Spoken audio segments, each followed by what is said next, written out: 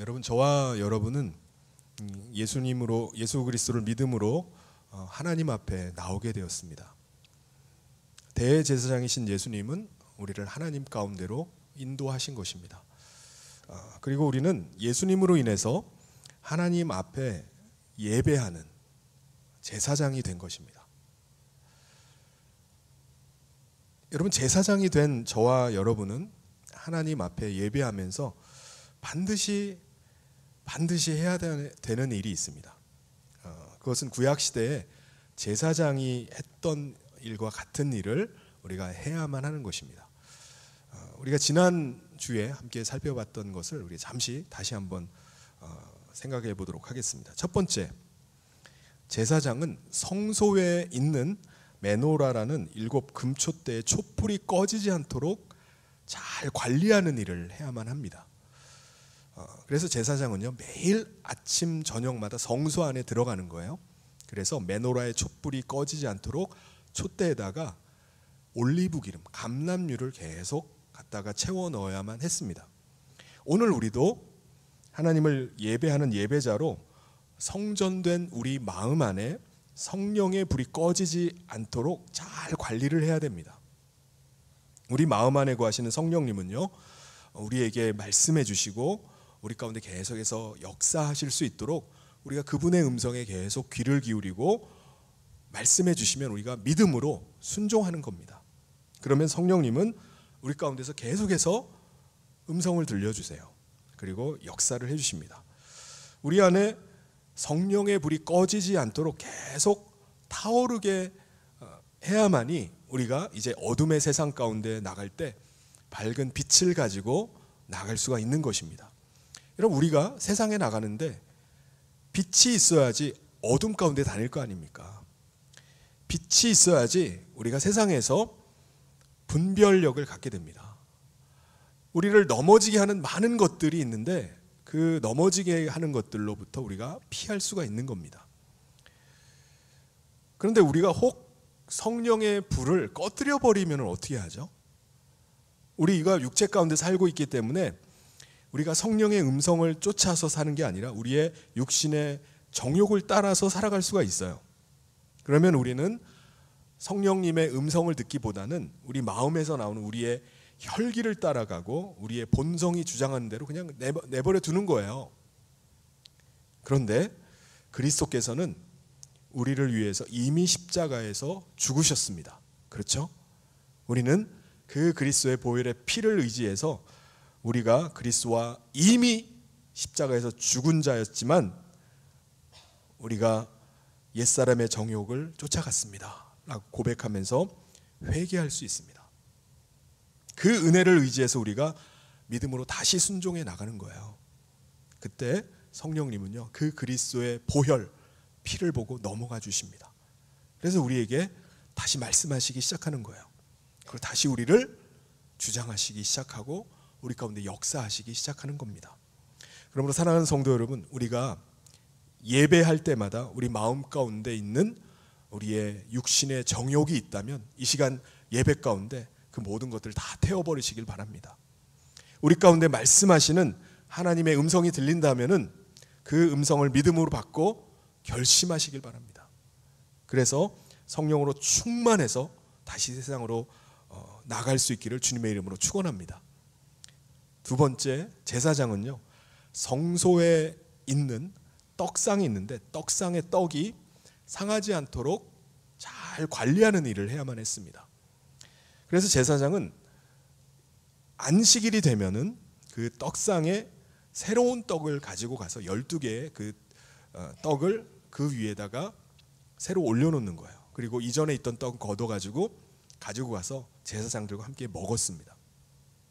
오늘 우리가 주일에 하나님을 예배하러 나올 때마다 제사장이 새로운 떡을 가지고 나갔던 것처럼 우리가 나올 때 어떻게 해야 되죠? 새로운 마음으로 하나님 앞에 나오는 거예요. 새로운 헌신의 마음, 그리고 새로운 감사의 마음으로 하나님 앞에 예배하는 것입니다. 여러분, 우리가 매주 드리는 예배가 똑같은 예배 같지만 똑같은 예배가 아닙니다.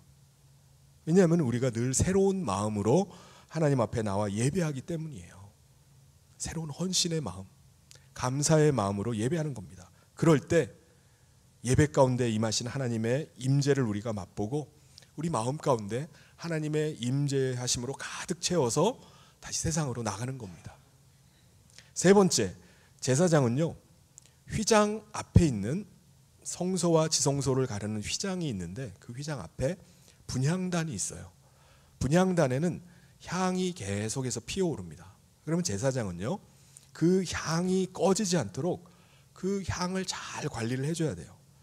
그래서 제사장은요, 아침과 저녁이 되면은 그 향단에다가 향을 계속 채워넣습니다.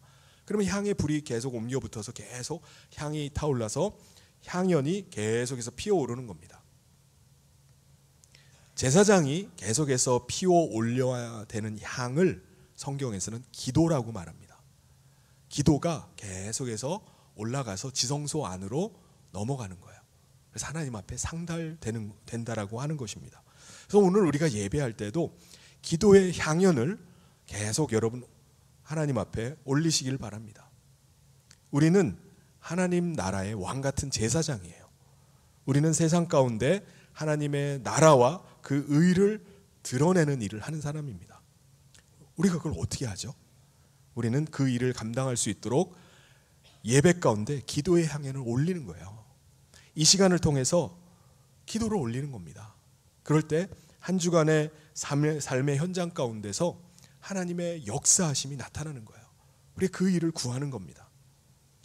그래서 예배를 마치고 우리가 이 자리를 떠나갈 때는 하나님의 임재하심과 하나님의 영광으로 충만하고 성령으로 전신갑주를 입고 다시 어둠의 세상을 향해 가는 것입니다. 그렇다면 여러분, 우리가 세상 가운데 들어갈 때 세상 속에서의 우리의 모습은 어떤 모습일까요? 하나님을 예배한 우리는요, 하나님의 임재하심으로 충만해져야 됩니다. 마치 신의 산에 올라가서 하나님과 대면하고 두 돌판을 받아가지고 내려온 모세의 얼굴이 어떻다고 했죠? 광채가 난다고 했어요. 그래서 너무 빛나가지고 수건으로 얼굴을 가려야만 될 정도가 됐다고 합니다. 이와 마찬가지로 우리도 하나님의 은혜로 밝고 환한 모습으로 세상 가운데 나가야 되는 겁니다. 여러분, 하나님의 임재가 충만하다라는 것은요, 하나님께서 우리를 완전히 주장하신다라는 의미와 같은 의미입니다. 우리는 우리의 삶의 주도권을 하나님께 맡겨드리는 겁니다. 그러니까 하나님께서 우리의 삶을 주장하시고 우리를 그때부터 인도해 나가세요. 내 삶을 내가 알아서 살아가는 게 아니라 하나님이 나를 붙잡고 계시고 하나님이 내 삶을 인도해 가시는, 이끌어 가시는 겁니다. 나는 믿음으로 순종하면서 주님 따라서 살아가는 겁니다. 이게 하나님의 임재하심으로 충만한 거예요. 여러분, 고린도 교회 성도들은요, 하나님의 임재하심이 충만해가지고 그들 가운데 은사가 막 나타나기 시작했어요. 성령의 일하심들이 그들 가운데 막 나타납니다. 성도들 가운데는요, 예언의 말을 하는 사람이 있었어요. 방언하는 사람, 방언의 은사를 받은 사람이 있고요, 또 방언 통변의 은사를 가진 사람이 있습니다. 믿음의 은사를 가진 사람도 있고요, 구제하는 은사를 가진 사람, 지식의 은사를 받은 사람 등등 여러 가지 은사들이 성도들 가운데 막 나타났습니다. 여러분, 하나님께서 왜 이 고린도 교회 성도들에게 여러 가지 은사들을, 성령의 은사들을 주셨을까요? 그 이유는 온 교회가 성령 안에서 한 몸이 되어서 섬기기를 원하셨기 때문에 성령의 은사를 주신 것입니다. 고린도전서 12장 12절 13절을 여러분 같이 한번 읽어보겠습니다. 시작. 몸은 하나인데 많은 지체가 있고 몸의 지체가 많으나 한 몸인과 같이 그리스도도 그러하니라. 우리가 유대인이나 헬라인이나 종이나 자유인이나 다 한 성령으로 세례를 받아 한 몸이 되었고 또 다 한 성령을 마시게 하셨느니라. 그런데 여러분, 당시에 고린도 교회 성도들은요, 하나님께서 왜 자신들에게 이렇게 성령의 은사를 주셨는지, 왜 교회 안에 여러 가지 은사들이 다양하게 나타나는지 그 이유를 몰랐어요. 성도들은요, 다 각자 자기가 받은 은사를 가지고 비교하기 시작하는 거예요. 자기가 다른 사람보다 더 은사가 우월하다라고 서로 비교하기 시작하고요. 그러면서 자기를 자꾸 드러내기 시작을 했습니다. 그러다 보니까 각종 은사들로 인해서 교회 안에 문제가 나타나기 시작하는 겁니다. 여러분, 오늘 우리가 한 몸이 된 우리 교회 공동체를 섬기기 위해서, 하나 되어서 공동체를 세워나가기 위해서 반드시 필요한 것이 있습니다. 그것은 바로 성령의 은사입니다. 그러니까 우리가 우리 힘으로 공동체를 하나 되게 할 수가 없어요. 세워나갈 수가 없습니다. 성령께서 해주셔야 돼요. 성령께서 우리를 하나 되게 하셔야 됩니다. 성령께서 한 사람 한 사람을 이끌어 가시고 주관하셔야 돼요. 성령의 은사가 반드시 있어야 됩니다. 그런데 그 은사를 사용함에 있어서 우리가 반드시 가지고 있어야 될 마음이 있어요. 그 마음이 뭘까요? 그게 바로 사랑입니다. 하나님께서 우리 인간을 다시 하나님께 돌아오도록, 하나님 안에 거할 수 있도록 하시기 위해서 하나님이 어떤 일을 하셨죠? 하나님의 아들을, 사랑하는 아들을 이 땅 가운데 인간의 몸을 입고 보내주셨습니다. 그리고 그 아들 예수님은 자기 자신을 십자가에 내어주셨어요. 그래서 십자가에서 피 흘려 죽으심으로 대속의 제물이 되어주셨습니다. 여러분, 그 일이 그냥 하다 보니까 이루어진 일인가요? 아닙니다. 하나님께서 아들을 내어주시는 일을 사랑으로 하신 거예요. 예수님께서 십자가 지시는 일을 그냥 하신 게 아닙니다. 사랑으로 감당하신 거예요. 그 사랑 때문에 우리가 하나님께 나올 수 있게 되었고요, 하나님 안에서 하나가 될 수 있게 된 것입니다. 오늘 우리가 성령님의 은사로 공동체를, 교회 공동체를 섬겨 나가는 것도 마찬가지예요. 우리 안에 하나님의 사랑이 있어야 됩니다. 하나님의 사랑으로 그 은사를 사용해야지 하나님의 역사가 나타나는 거예요. 하나 되는 일이 일어나는 것입니다.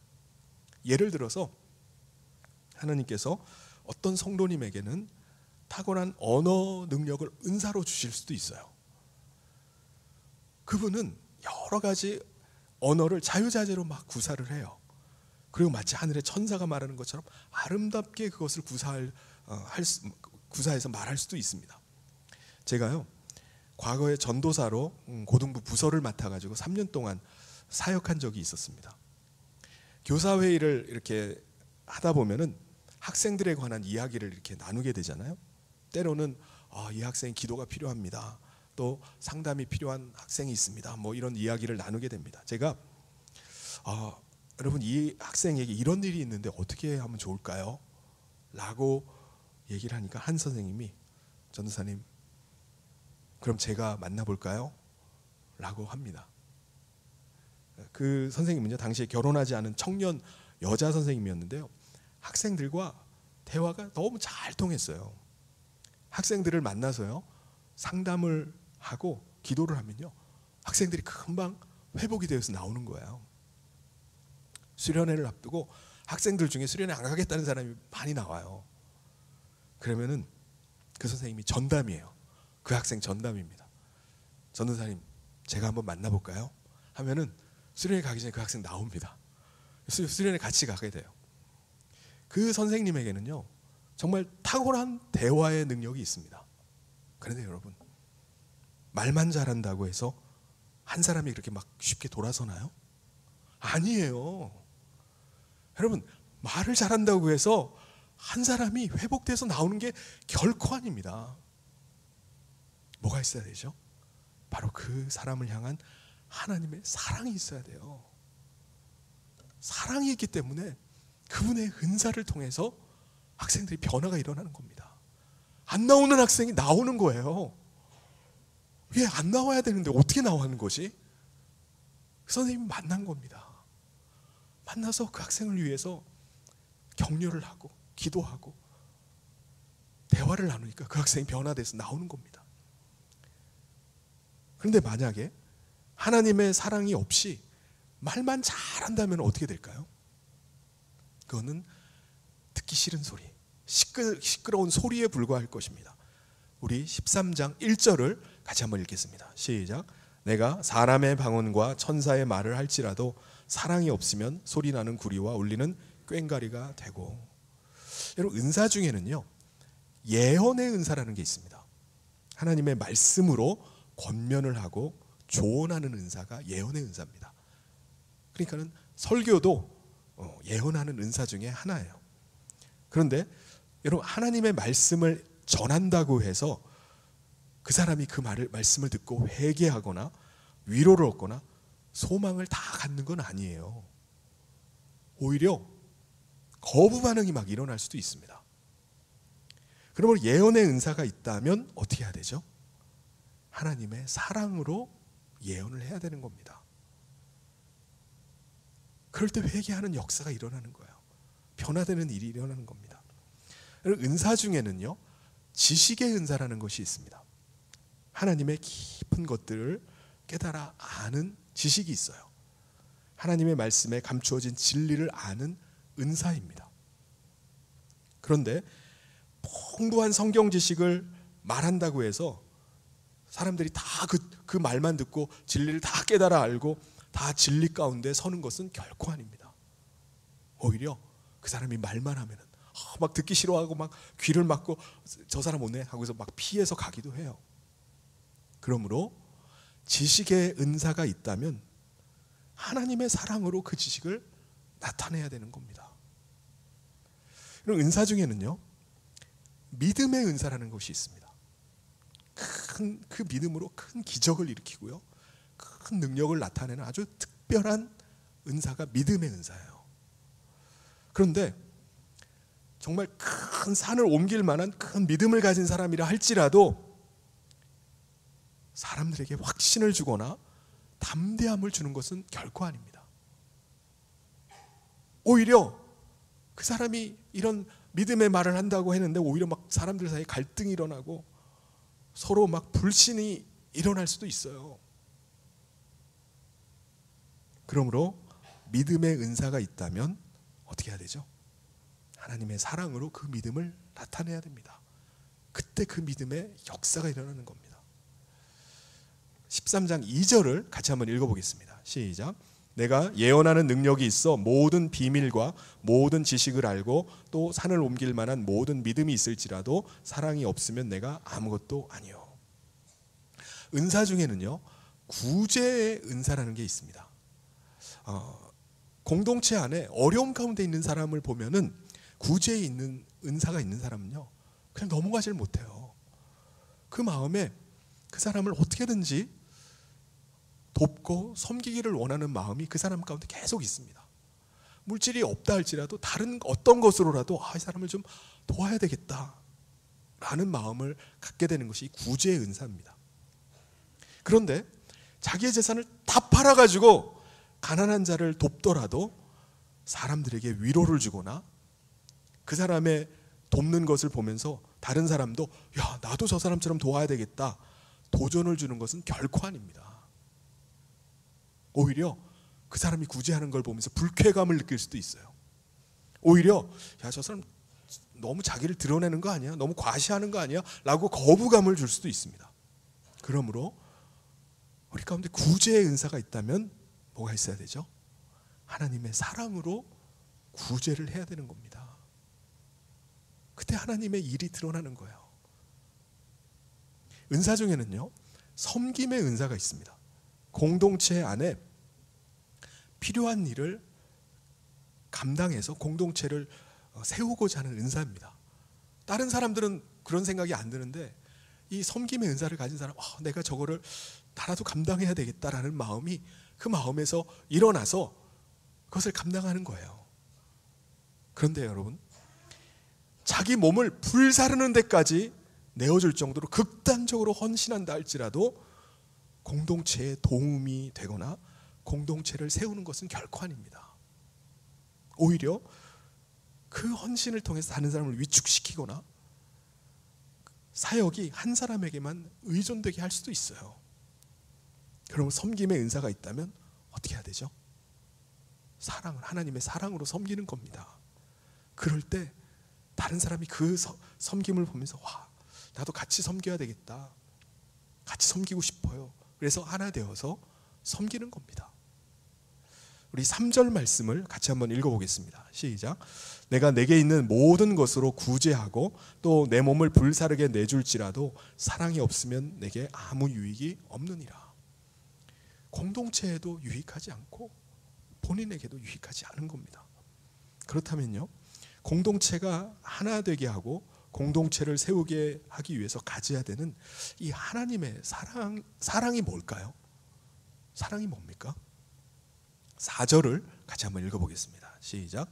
사랑은 오래 참고 사랑은 온유하며 시기하지 아니하며 사랑은 자랑하지 아니하며 교만하지 아니하며. 첫 번째 뭐라고 하죠? 사랑은 오래 참는 거라고 말합니다. 오래 참는 것은요, 쉽게 화를 내지 않는 거예요. 오래 참는 것은 하나님의 성품 중에 하나입니다. 하나님은요, 인간이 회개하고 돌아오기를 참고 또 참고 기다리세요. 하나님의 마음을 막 괴롭히고 실망시킨 인간이라 할지라도 하나님은 진노하시기 전에 참고 또 참으십니다. 그게 바로 오래 참으신 하나님의 사랑이에요. 그래서 사랑은 오래 참는 겁니다. 두 번째, 사랑은 뭐죠? 온유한 것입니다. 온유하다는 것은 가르침을 잘 받아들이는 걸 말해요. 여러분, 가축은 짐승과 달리 길들임이 가능하죠. 길이 들여집니다. 이와 같이 사람도요, 온유하다는 것은요, 길들임을 잘 받았다는 것을 말합니다. 마음이 잘 길들여지고 행동이 잘 길들여져서 하나님이 말씀하시고 하나님이 뜻하신 것에 잘 순종하는 것, 그게 온유한 겁니다. 하나님이 나를 주장하시는 대로 순종하면서 말없이 쫓아가는 거예요. 그래서 사랑은 온유한 것입니다. 세 번째, 사랑은 뭐죠? 시기하지 않는 겁니다. 시기가 뭡니까? 남이 잘 되는 걸 싫어하고 갑자기 배가 아파지는 게 시기잖아요. 시기하는 사람은요, 사랑이 없는 사람입니다. 남이 잘 되는 것을 여러분 진심으로 축하해주고 축복해주는 거, 칭찬해주는 거 사실 어려운 일입니다. 쉬운 일은 아니에요. 그런데 우리의 믿음이 점점 자라서 세상에 대한 욕심이 점점점 없어지면요, 시기하는 것도 점점점 약화됩니다. 하나님 안에서의 행복이 무엇인지를 우리가 발견하게 되고 하나님 안에서의 성공에 대해서 자부심을 갖게 되면은 세상에 있는 부귀와 영화와 명예에 대한 미련을 우리가 더 이상 갖지 않게 됩니다. 그러면은 남이 잘 되는 거에 대해서 시기가 없어져요. 여러분, 우리는 하나님 나라를 소망하고 하나님 나라를 향해서 가지만 여러분, 이 세상에 살면서 여러 가지 일들을 우리가 경험하게 됩니다. 때로는 높은 자리에 올라가기도 하고 때로는 저기 낮은 자리에 처하기도 합니다. 그러면서 우리는 이 세상에 대해서 아무 욕심이 없이 허심탄회하게 그런 것들을 바라볼 수 있게 됩니다. 나중에 되면 그렇게 되죠. 그리고 무엇보다 우리가 이미 하나님 나라의 시민권을 받았음을 믿는다면은 우리는 세상의 것들에 대해서 시기하는 마음이 사라져버려요. 더 이상 시기할 필요가 없는 거예요. 죄송합니다. 시기할 필요가 없는 겁니다. 네 번째는요, 사랑은 뭐죠? 자랑하지 않는 것입니다. 자랑하지 않는 것.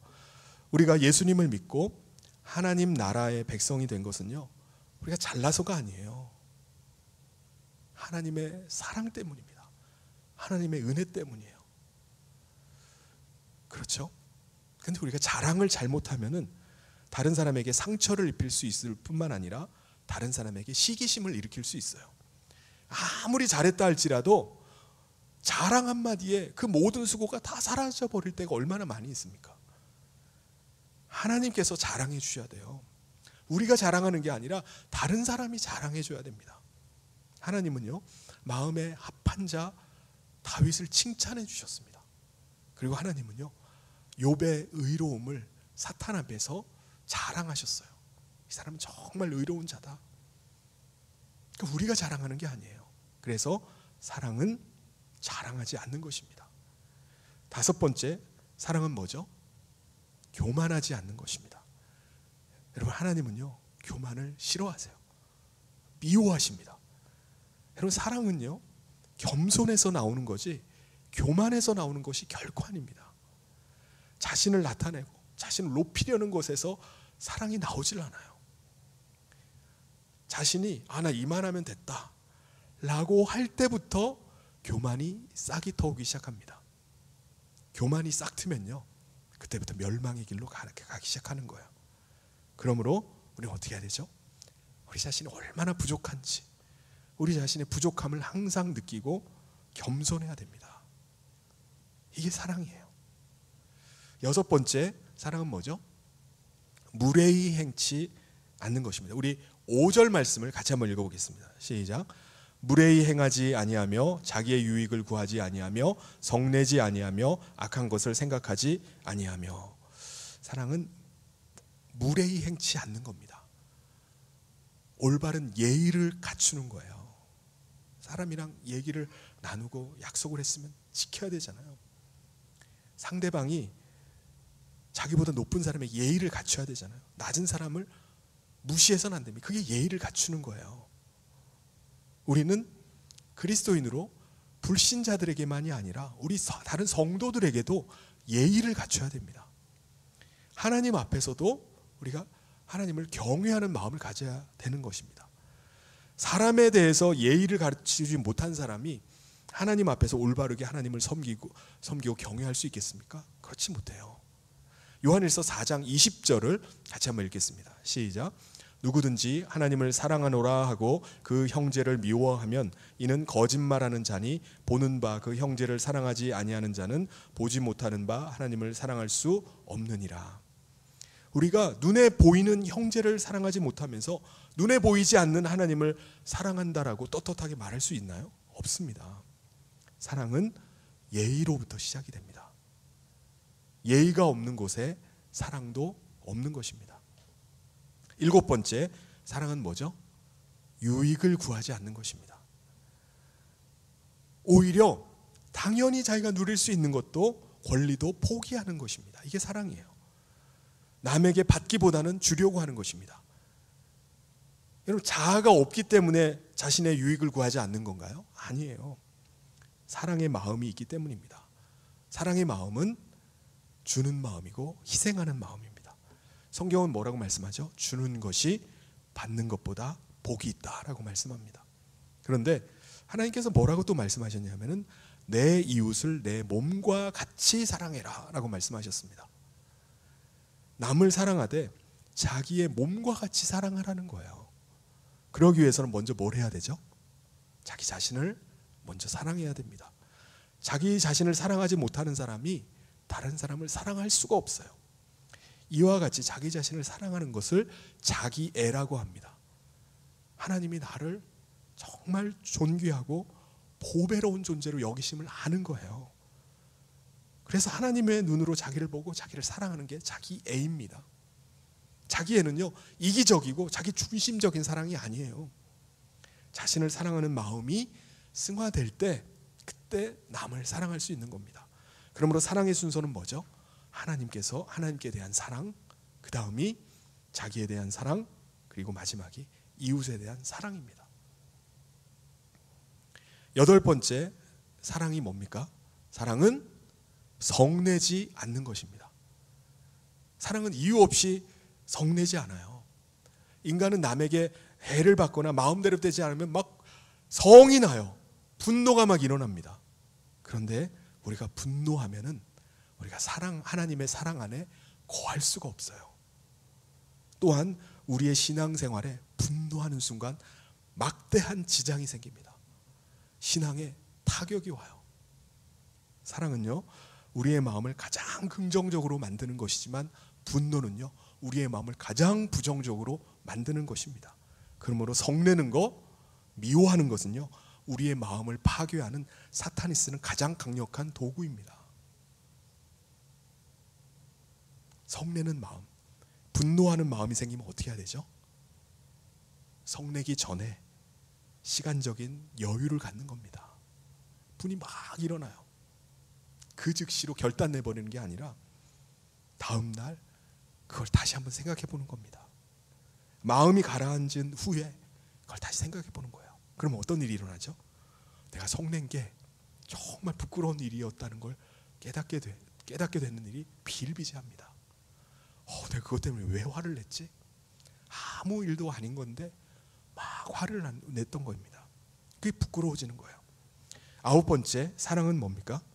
악한 것을 생각하지 않는 겁니다. 사랑은 다른 사람의 결점을 감춰주고 숨겨진 약점을 들춰내지 않는 거예요.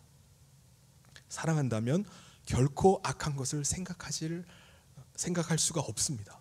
사랑의 마음은 다른 사람이 나쁘게 되는 것을 생각하지 않고 잘 되기를 바랍니다. 그게 사랑이에요. 10번째, 사랑은 뭡니까? 불의를 기뻐하지 않고 진리와 함께 기뻐한다. 우리 같이 한번 읽어보겠습니다. 시작. 불의를 기뻐하지 아니하며 진리와 함께 기뻐하고. 불의는 하나님과 원수이고 마귀에게 속한 것이 불의입니다. 그러므로 하나님의 사랑받는 사람은 불의를 기뻐하지 않아요. 사랑 있는 사람은 불의하면서 부를 축적하거나 권력을 차지하려고 하지 않습니다.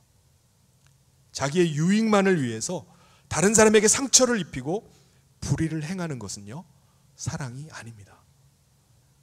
사랑은 진리와 함께 기뻐합니다. 여기서 진리는 뭐죠? 예수 그리스도이십니다.